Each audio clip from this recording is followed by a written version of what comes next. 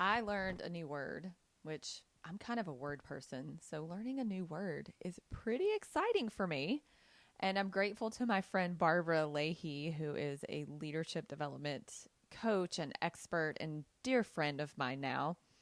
And she told me when she heard this word, I was the first person that she thought of. And I was like, wow, I'm so honored because one, you know that I love words. And two, you've now sparked a podcast episode as well as this short video on the concept of, are you ready for it? Liminality. What the heck does that mean? You may have heard the word subliminal before. And when we think about subliminal messages, they're the things that are happening subconsciously or below the surface, or the things that are really subtle that we can't exactly see.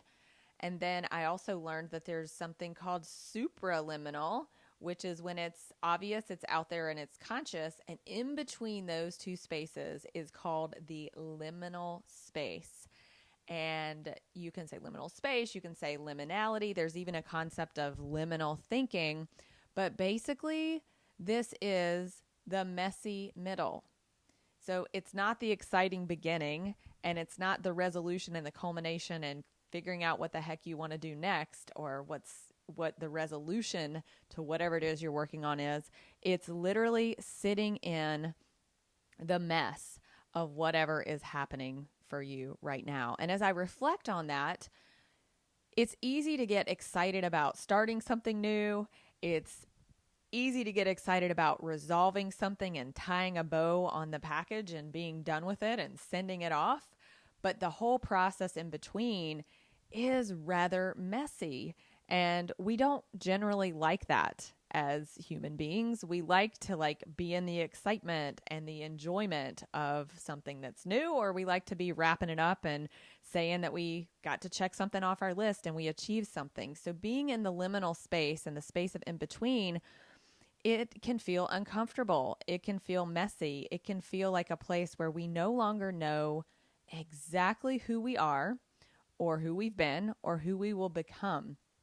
And I invite you to think about, where have you been in the messy middle lately, or even in your past? Because oftentimes if we reflect on where we've been in our past, it helps propel us into a future that makes us feel like we're standing more on solid ground, even in this time of uncertainty.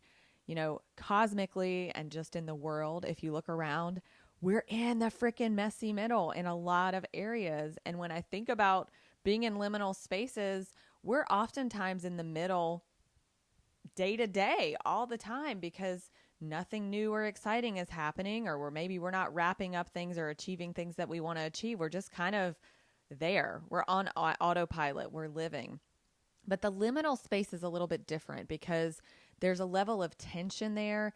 There's a level of uncertainty. There's a level of, for me personally, a desire to want to rush through it and just get it over with. And I think that's the very American mindset of, we don't like the pain, we don't like the discomfort.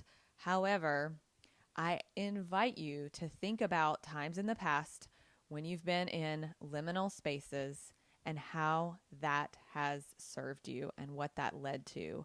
You know, for me, a couple things come to mind. Writing my book back in 2014, it was exciting to come up with the idea, to have the outline, to really be excited about, oh, I'm going to write another book. And even to imagine what the future of having that book in my hands would look and feel and be like, which is an important thing, is to be able to step into the emotions of the future. But sitting down to write every single day and being in that process, and then even worse than that for me, going through the editing and the cutting and the formatting and everything else that had to happen for the book, there were a lot of really ugly moments.